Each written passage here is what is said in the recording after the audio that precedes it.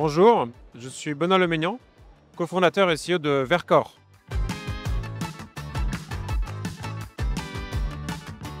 Verkor est une entreprise qui fabrique des batteries. Nous accompagnons le transfert de la mobilité vers l'électromobilité. Nous sommes aujourd'hui une entreprise qui a été créée il y a 5 ans. Nous allons fêter nos 5 ans cet été en juillet 2025. Nous avons été créés en 2020 pendant le Covid. Nous sommes 1000 personnes. Et nous avons levé un financement global de l'ordre de 3 milliards d'euros auprès de différents acteurs industriels, avec Renault, notre partenaire et client, également financier avec des fonds d'investissement de long terme qui investissent dans la transition énergétique en France et en Europe.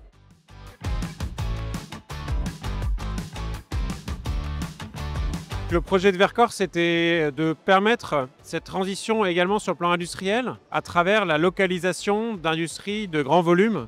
C'est quelque chose qu'on avait moins fait depuis quelques temps en Europe, mais aujourd'hui, l'un des objectifs de notre projet, c'est vraiment de pouvoir finalement assurer aussi la transition des métiers, historiquement des métiers de la filière thermique des véhicules, dont on sait que l'Europe était en pointe, vers une filière électrique. Et ça passe par la localisation des batteries.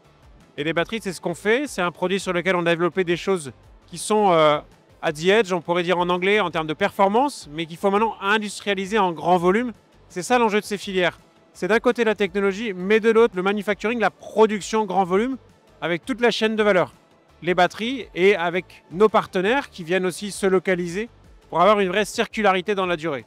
Et ça, c'est un chemin qui est long en fait, parce que c'est le chemin de l'industrie dans lequel on est engagé, mais dans vraiment cette transition.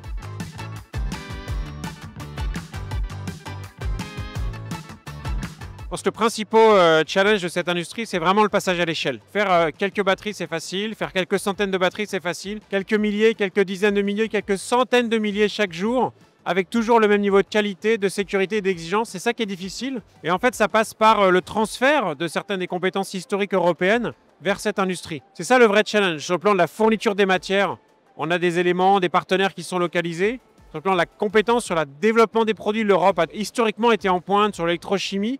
Donc ça, on l'a. Maintenant, le vrai sujet, c'est la mise à l'échelle de cette industrie.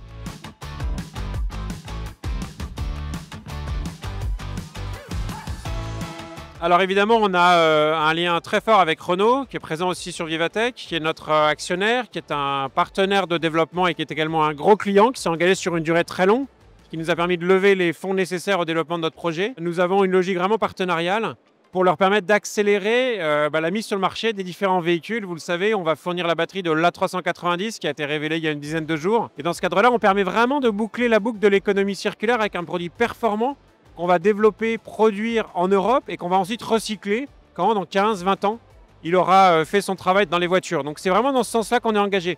On a travaillé aussi avec le groupe Renault sur un véhicule qui s'appelle Emblème, qui est un démonstrateur extrêmement ambitieux pour montrer qu'on est capable d'avoir de la mobilité décarbonée, localisé, avec une vraie circularité. Et ça, c'est vraiment nouveau et ça illustre ce qu'on fait ensemble. On travaille aujourd'hui et on discute avec un certain nombre d'autres acteurs de l'automobile et du camion qui voient la mobilité électrique comme un incontournable et qui souhaitent vraiment avoir un partenariat de long terme dans cette logique de circularité de chaîne de valeur.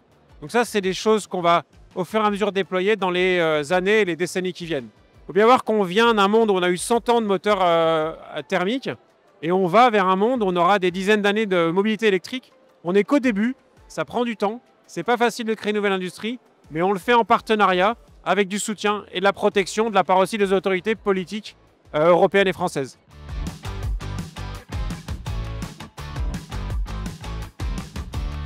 La concurrence, on le sait, c'est un sujet important. Je pense que d'ailleurs, on doit avoir une réflexion collective en Europe et en France sur la manière dont l'Asie, en particulier la Chine, a vraiment pris des positions fortes dans certaines technologies. Dans ce cadre-là, nous, ce qu'on voit, c'est que nos produits sont très bons et ceux aussi de nos compétiteurs européens, ACC, PowerCo, Northvolt, qui a des difficultés comme on le sait, sont de très bons produits. Il faut qu'on passe à l'échelle, ça va prendre 2, 3, 4, 5 ans. Et ensuite, on a vraiment tous les atouts en Europe sur la chaîne de valeur, l'empreinte carbone très faible, les talents. On est très fort en électrochimie pour faire bien évidemment à la fois un catch-up, mais pourquoi pas aller au-delà de ce qui est proposé par les acteurs asiatiques. C'est un vrai enjeu parce qu'il faut localiser cette chaîne de valeur. Il faut qu'on ait l'ancrage de l'ordre de 40% de la valeur d'un produit comme un véhicule en Europe pour les questions d'autonomie stratégique, de souveraineté industrielle. Donc c'est un chemin qui est assez long. On a des bons atouts pour ça. Il va falloir de la constance, de la détermination et ça va prendre un certain temps.